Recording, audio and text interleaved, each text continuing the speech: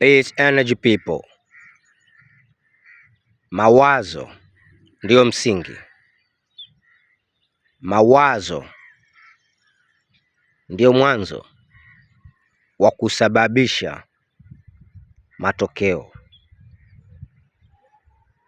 Kanuni ya cause and effect. Kisababishi ama kianzilishi lazima kiwe na matokeo. Ukianza jambo, umesababisha hilo jambo kuwa na matokeo. Ukawa na wazo la biashara, hilo ni wazo kama mwanzo, kama chanzo ama kianzilishi. Matokeo yake ni biashara lazima itengenezwe. Labda inaweza sitengenezwe katika hali ya umbo, kwamba umewaza biashara, umepata mtaji, umefungua frame na biashara kabisa imesimama.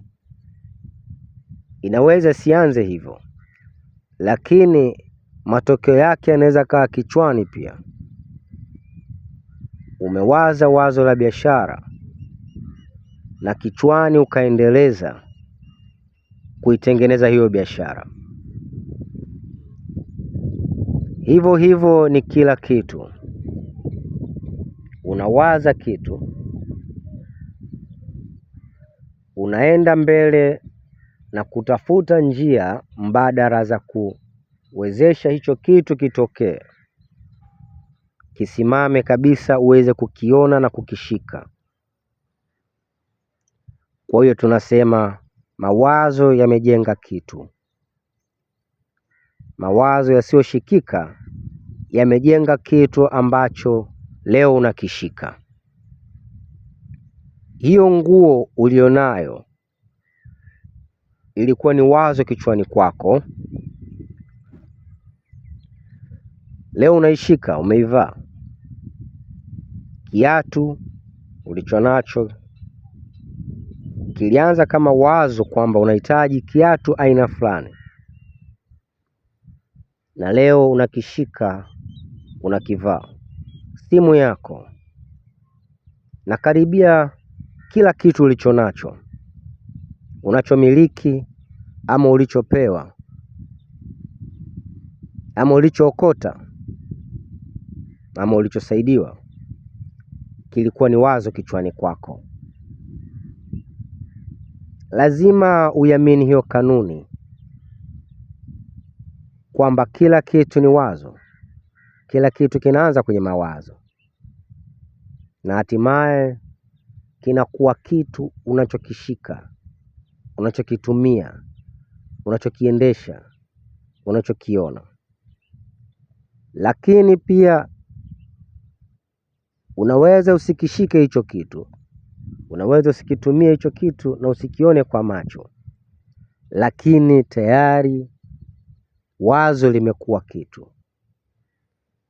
Tofauti na ile ya kwanza, wazo limekuwa kitu unachokishika, kiona na kukitumia. Hii ya pili imekuwa kitu, lakini hicho kitu bado kipo kichwani. Tunasema overthinking, kwamba huyu mtu ana mawazo mengi kichwani, ya vitu vingi kichwani. Ulimwengu wake wote anaumba kichwani, kwenye mawazo tu. Tayari hiyo ni njia nyingine ya wazo kuwa kitu, lakini bado hicho kitu kipo kichwani. Wengi tunatembea na nyumba kichwani kwetu. Kichwani umeona nyumba imekamilika, mpaka unaishi kwenye hiyo nyumba, lakini iko kichwani hiyo nyumba. Tunaishi na simu kichwani kwetu, tunaishi na kazi, tunaishi na degree kichwani kwetu. Unajiona kabisa umepata kazi, lakini kazi hujaipata, hujaishika, hujaiona, lakini ipo kichwani. Unajihisi umepata degree, degree hujaisoma, hujafaulu wala hata hujafanya application ya kusoma degree, na labda vigezo huna, lakini hiyo degree iko kichwani kwako. Mawazo lazima yawe kitu. Mawazo lazima yawe kitu. Utofauti wa kitu unategemea, je, hicho kitu umekitengeneza, kimekuwa, unakiona, unakishika, na watu wanakishuhudia, wanakiona, wanakishika, wanakitumia, ama hicho kitu kimekuwa tayari lakini kinaishi kichwani kwako.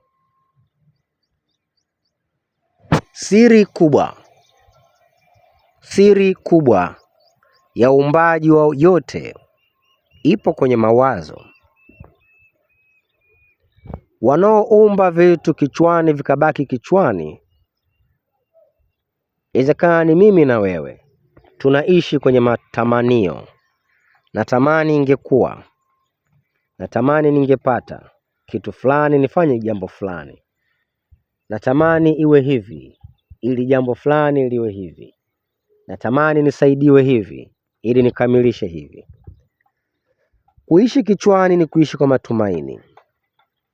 Kuishi na vitu kichwani ni kuishi kwa kusubiri na kuchelewa.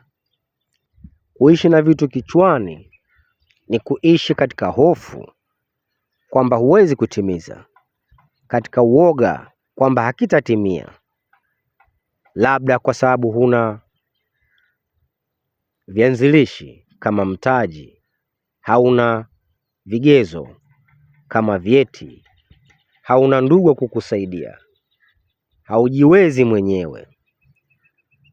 Kuishi kichwani ni kuishi kwa matumaini tu,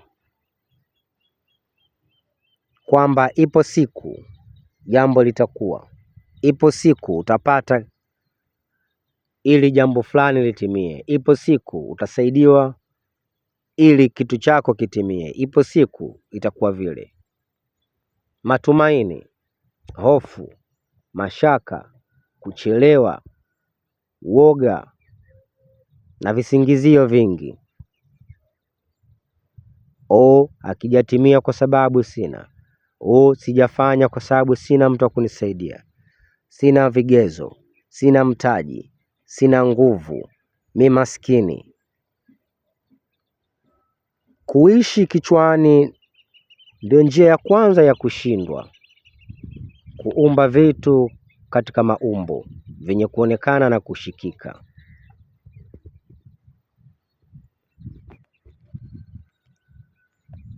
Tufanye meditation. Meditation itapunguza haya mawazo kichwani. Itapunguza hizi picha kichwani, matumaini kichwani, hofu na mashaka kichwani. Meditation itapunguza kuchelewa na visingizio ambavyo vimejaa kichwani. Meditation itatengeneza nafasi ya wewe kuanza kuyaishi mawazo katika vitendo. Vitendo vya kutengeneza kitu kishike.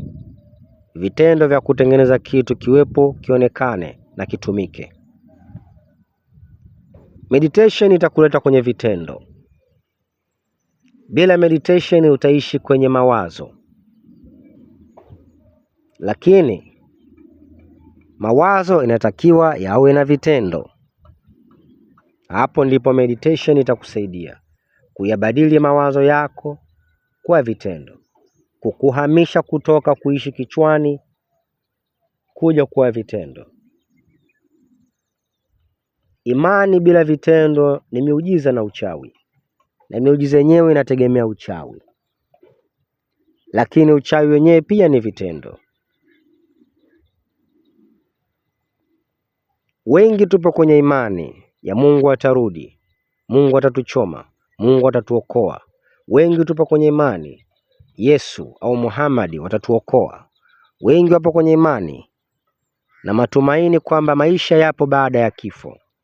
Tutaishi kwenye bustani yenye asali na maziwa, yenye mabikra, yenye raha, yenye furaha. lakini kwa vitendo hatujawahi kufika huko. Kwa hiyo ni kuishi kichwani. Tumeyajenga yote kichwani. Je, tutayafanya kuwa vitendo? Tunaweza kuyafanya kuwa vitendo duniani.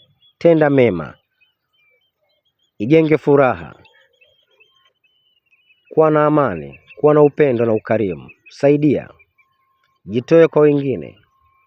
Vyote hivyo ni dhahiri katika vitendo endapo ukianza meditation. Tufanye meditation ili tubadili mawazo kuwa vitu. Mawazo kuwa vitu ndio siri. Mawazo kuwa vitu, cause and effect. Mentalism, kila kitu ni fikra. Lakini fikra zisibaki kichwani, zije kwenye vitendo.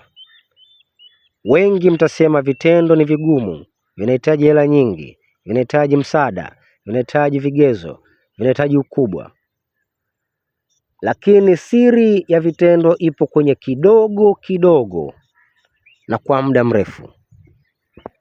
Kidogo, kitendo kidogo kidogo na kwa muda mrefu, bila kukata tamaa. Hata kama kwa mfano unahitakiwa kuwa na milioni 10, anza na 1,000. Tengeneza biashara 10,000, ikuze ifike 50,000, ikuze ifike 100,000, ikuze ifike milioni 1. Hata utatimiza yale malengo yako. Kila kitu kiko hivyo. Kila jambo liko hivyo. Vitendo siri yake ni kidogo kidogo kwa muda mrefu bila kukata tamaa.